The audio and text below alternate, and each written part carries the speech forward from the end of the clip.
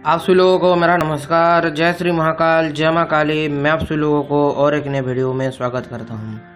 आज के वीडियो में मैं आप सभी लोगों को मेरे जीवन में मैंने अप्सरा साधना जो किया था उस साधना का अनुभव तथा उस साधना का विधान आज मैं आप सभी लोगों को इस वीडियो में बताने वाला हूँ। वीडियो थोड़ा लंबा हो सकता है, जो साधक हैं वो धैर्यपूर्वक वीडियो को अंत तक देखिएगा ताकि साधना के सहित आप अनुभव को अच्छे से समझ सकें। तो चलिए शुरू करते हैं आज के वीडियो को और जानते हैं मेरे अप्सरा साधना के अनुभव के ऊपर। लगभग ये बात है 2022 के अगस्त महीने की। तो ऐसे ही गुरु भाइयों के साथ बातचीत चल रहा था। तो गुरु भाइयों में से हमारे एक भाई हैं, नाम नहीं लूँगा मैं उनका, बस जान लीजिए कि उन्होंने मेरे को बोला कि सोनू भाई आप अप्सरा साधना एक बार सिद्ध करके क्यों नहीं देखते। मैंने बोला देखिए भाई जी, मेरे पास इतना अभी समय है नहीं कि मैं अप्सरा साधना आदि सिद्ध करूं, बट मेरे को इसके ऊपर थोड़ा अच्छे से बताइए। तो उन्होंने बोले कि अभी तो हमने बहुत सारी साधनाएं नहीं कर रखी हैं, आपने जितनी की हैं तो आपका साधना के ऊपर नॉलेज ज़्यादा रहा है तथा आप शक्तियों को अच्छे से समझते हैं। तो अगर आप एक बार अप्सरा आप खुद सिद्ध करके देख लें, इससे फ़ायदा ये होगा कि आप हमको गाइड भी कर दीजिएगा। आगे जो आपने अप्सरा सिद्ध किया होगा उस अप्सरा देवी की साधना हम भी करेंगे तथा आप अपने जो यूट्यूब चैनल है उसके ऊपर भी आप डाल सकते हैं, लोगों के हित के लिए डाल सकते हैं। मैंने बोला ठीक है, कोई इशू नहीं, हम अप्सरा साधना अवश्य करेंगे, लेकिन हमको कौन सी अप्सरा साधना करनी चाहिए। तो इसके ऊपर चयन करे विषय में उन्होंने मेरे को बहुत सारे अप्सराओं के नाम बताए, उर्वशी, मेनका, धृताची तथा हमारे जो धर्म रहस्य गुरुदेव के चैनल में बहुत सारे अप्सरा साधना दे रखे हैं, उनमें से आप कई कर लीजिए। तो PDF भी बहुत सारे उपलब्ध हैं अप्सराओं की। तो मैंने बोला नहीं, कुछ अलग से होनी चाहिए जो मैं कर सकूं और मेरे को जो अच्छा भी लगे।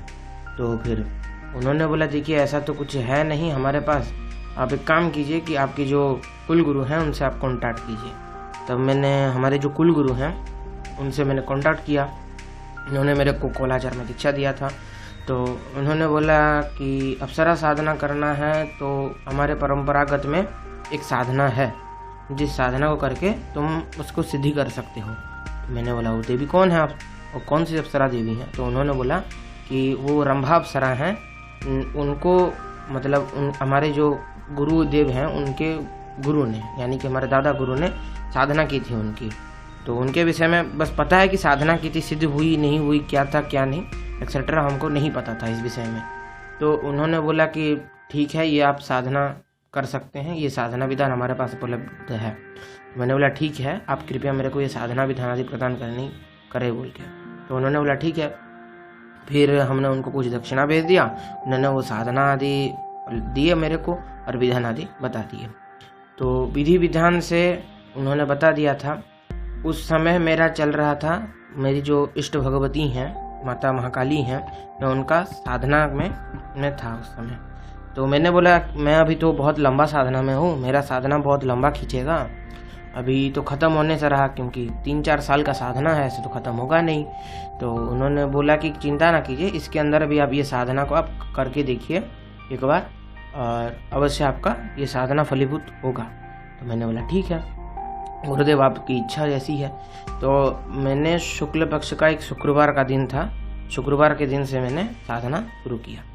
ये जो साधना था ये टोटल 11 दिन का साधना था और मैंने इसमें जो माला यूज किया था वो स्फटिक का माला का मैंने प्रयोग में लिया था तथा इसमें मैंने जो यंत्र आदि भी निर्माण किए थे वो मैंने खुद के अपने हाथों से यंत्र निर्मित करके इस साधना में रखा था।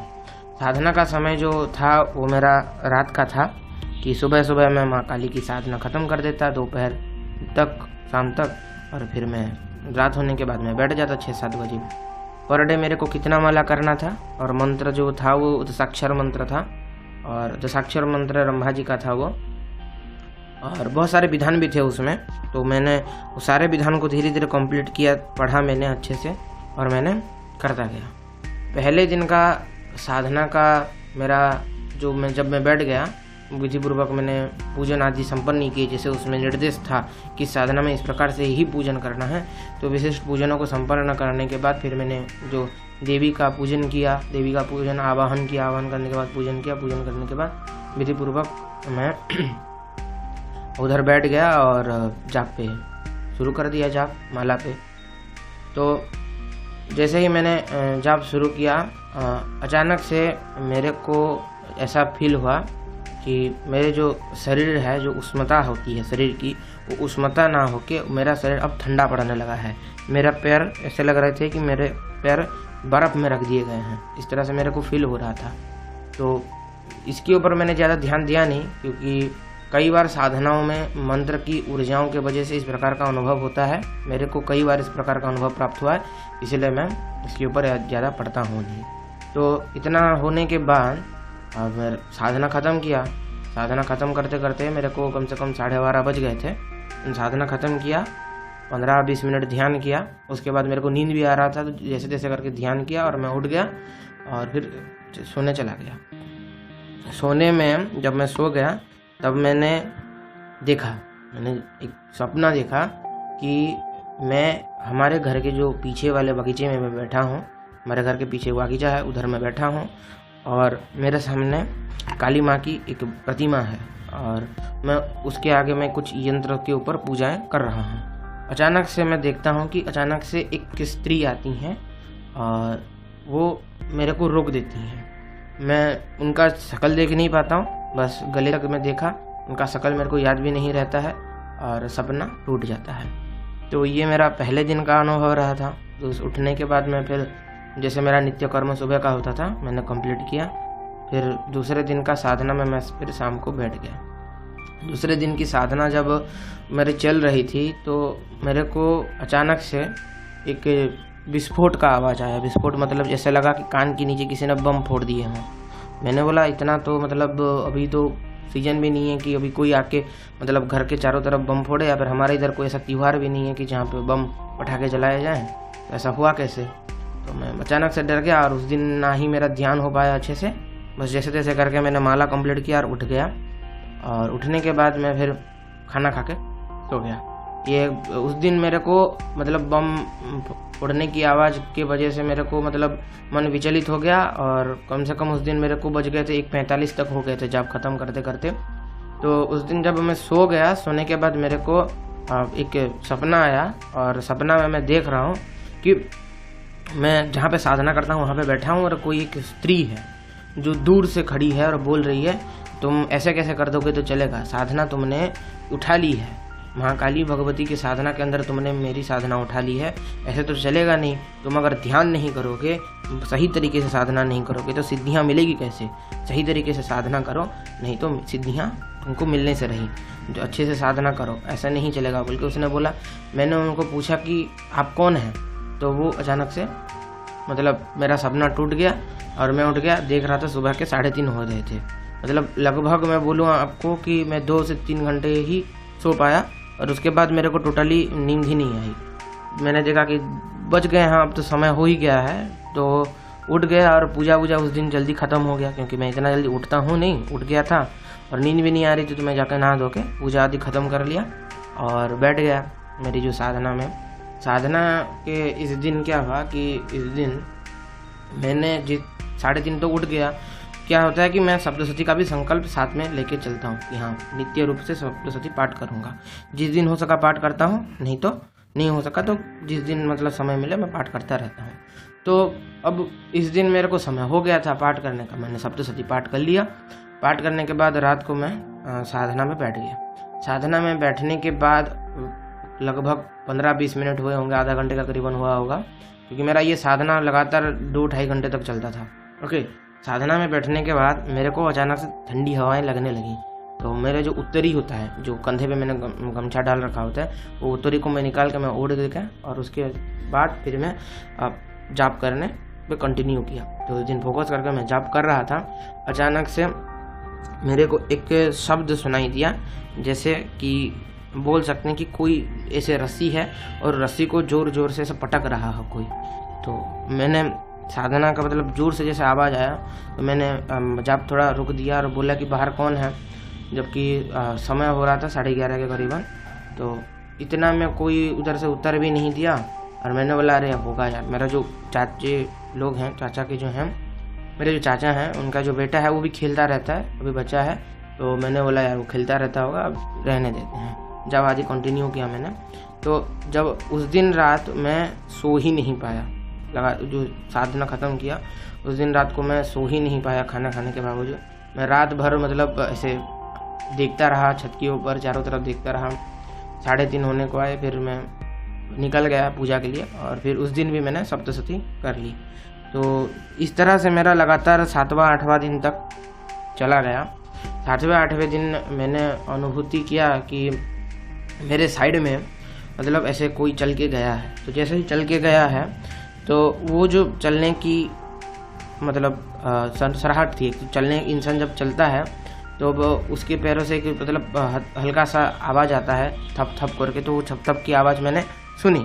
उसके बाद जब मैं साधना से उठा तो मम्मी पापा बाहर बैठे थे, ओके, साइड में दादी भी बैठी थी। तो उन्होंने मेरे को बोला कि साधना आज पूजा ख़त्म हो गया। मैंने बोला हाँ 12:30 हो रहे हैं, आप लोग सोए हो नहीं अब तक, क्या हुआ? तो उन्होंने बोला नहीं मतलब आज कुछ घर में कुछ अजब हमने देखा। तो मैंने बोला क्या देखा? तो वो बोलते हैं कि नहीं, ऐसा लग रहा था कि हमारे जो ऊपर से कोई जो स्त्री है वो नीचे की ओर आई है और नीचे घूम के बाहर निकल गई। मैंने बोला मेरे को तो ऐसा कुछ अनुभव हुआ नहीं, ओके। तो अगले दिन मैंने गुरुदेव को कॉल किया। उस दिन हम सब सो गए, उसके बाद मैंने सुबह उठ के गुरुदेव को कॉल किया पूजा ख़त्म करके। गुरुदेव ने बोला कि देखो अब तो कुछ कह नहीं सकते इस साधना के ऊपर, क्योंकि फिलहाल तुम काली माँ के भी साधना में हो और ऊपर से अप्सरा साधना भी कर रहे हो, एक साथ दो साधनाएं कर रहे हो। तो ये किसका ऊर्जा है, कितना तरीके से आ रहा है, हमको आइडिया भी नहीं पता लग पाएगा। अभी मैं बैठ के देख भी नहीं सकता, क्योंकि काली माँ की साधनाओं की वजह से तुम्हारा ऊर्जा बहुत मिक्स हो जाता है।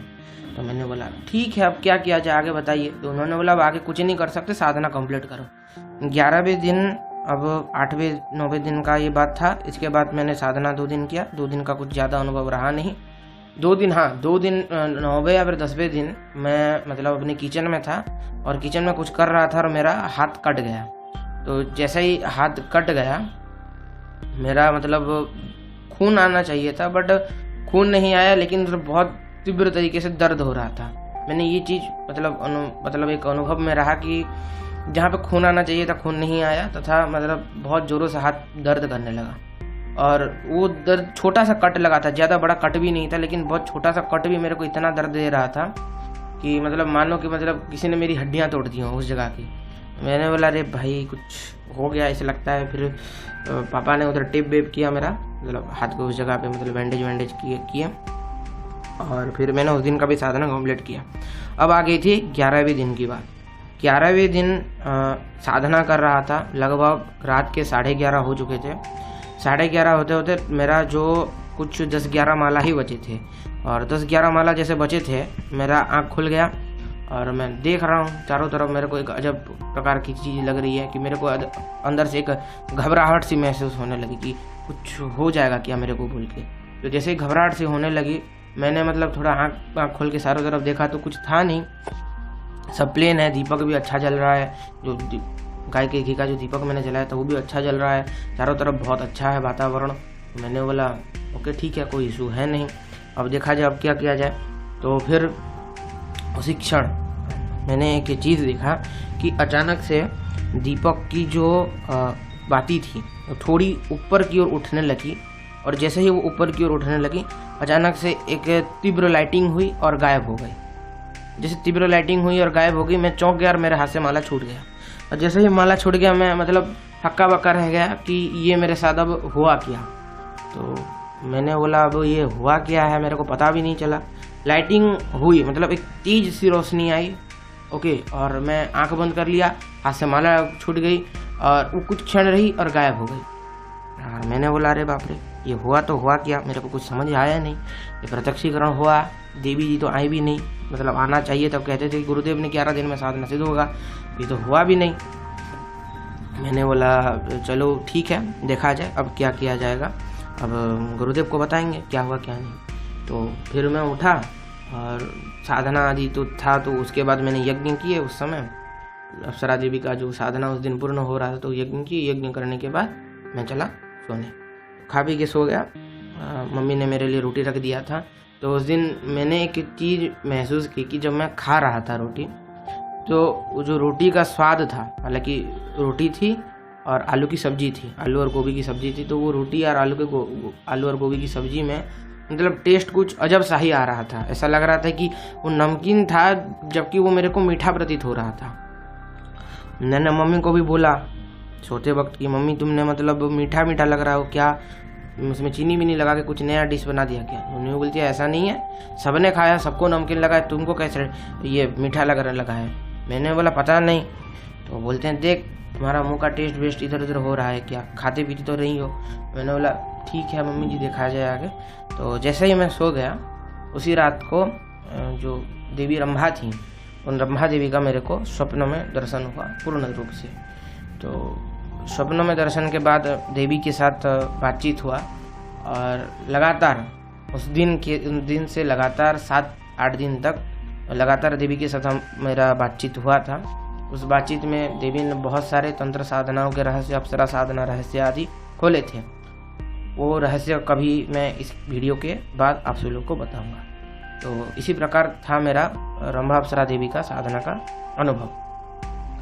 सबसे बड़ी बात यह है कि मैंने देवी से किसी भी प्रकार का वचन नहीं लिया, ना ही वो मेरे को सिद्ध हुई, लेकिन ये हुआ कि देवी का दर्शन मेरे को स्वप्नों के माध्यम से और प्रत्यक्ष रूप से प्राप्त हुआ। जब मैंने गुरुदेव को सुबह बताया इन विषयों के बारे में, तब गुरुदेव ने बोला भगवती काली महाकाली की साधना के वजह से तुम्हारा जो ऊर्जा चीज़ है, मतलब जो ऊर्जा का जो ऑरा है या फिर ऊर्जा का जो मंडल है, उस मंडल में अभी पूर्णता नहीं हुआ है। अप्सरा साधना अलग से अगर शायद करते तो शायद अगर तुम 6 से 7 बार करते तो ये अप्सरा साधना सिद्ध हो जाती। लेकिन महाकाली साधना के अंदर जब तुमने इस अप्सरा साधना को किया तो माँ काली की ऊर्जाओं के वजह से अप्सरा देवी तो प्रकट हो गई, लेकिन मतलब बोल सकते हैं कि मंडल में तुम्हारा ऊर्जा मंडल में महाकाली माँ की ऊर्जाओं के वजह से प्रविष्ट नहीं हो पाई, जिसके वजह से तुमको एक ज्योति का दर्शन हुआ और वो गायब हो गई।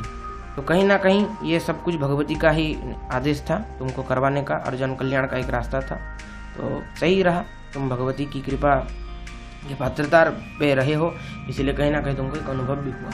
तो ये बोल के गुरुदेव ने बोला था, जो स्वप्नों में अप्सरा देवी ने भी यही वचन मेरे को बोले थे। तथा अप्सरा देवी के साथ जो बातचीत हमने किया था देवी रंभा के साथ स्वप्न में, वो सारे विषयों के ऊपर, कई विषयों के ऊपर बातचीत हुई। सारे विषयों के ऊपर मैं आप सभी लोगों को अलग अलग वीडियो लाऊंगा, उन वीडियो के ऊपर मैं आप सभी लोगों को बताऊंगा।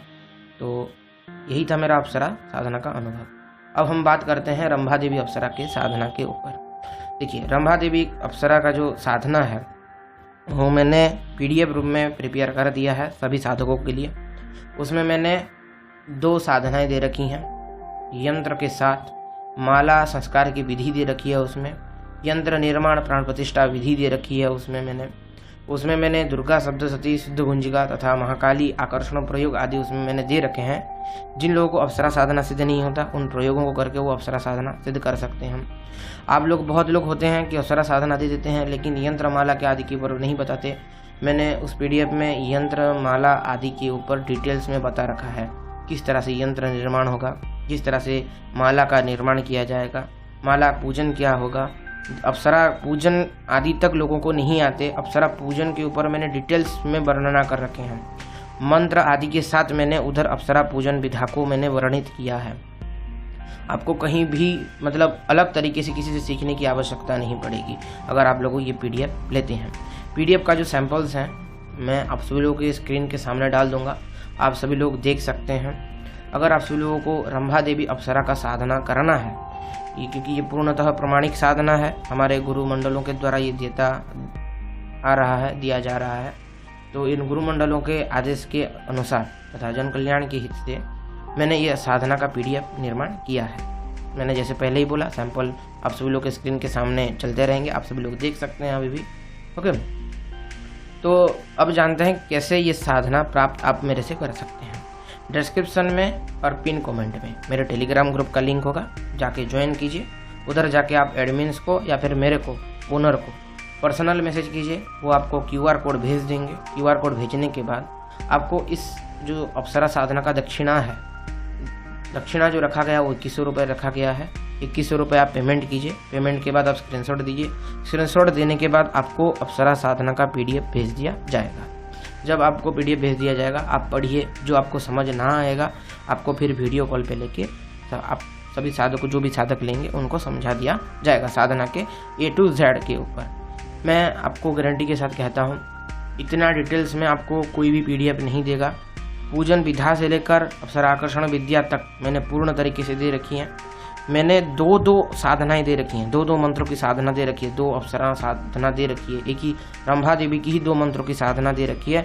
आपको जो अच्छा लगे वो आप कर सकते हैं। ऊपर से क्या है कि बहुत लोग बोलते हैं अप्सरा साधना ले लीजिए, उसके बाद हमसे ही यंत्र और माला आप ऑर्डर कीजिए। ऐसा भी नहीं है। मैं चाहता हूँ कि आप सभी लोग अपने ही दम पे सब कुछ करें, आप सभी लोग अपने ही दम पे सब कुछ करके सिद्धि को प्राप्त करें। इसीलिए मैंने आप सभी लोगों के लिए माला संस्कार विधि, तांत्रोक्तर विधि, उससे यंत्र प्राण प्रतिष्ठा विधि, जिस यंत्र का प्राण प्रतिष्ठा करने के बाद अप्सरा सिद्धि कन्फर्म होती है, उन यंत्रों का निर्माण विधि, भोजपत्र के ऊपर किस तरह से यंत्र निर्माण किया जाता है, ताम्रपत्र के ऊपर यंत्र किस तरह से निर्माण किया जाता है, उस सभी के ऊपर मैंने डिटेल्स में PDF में बता रखे हैं।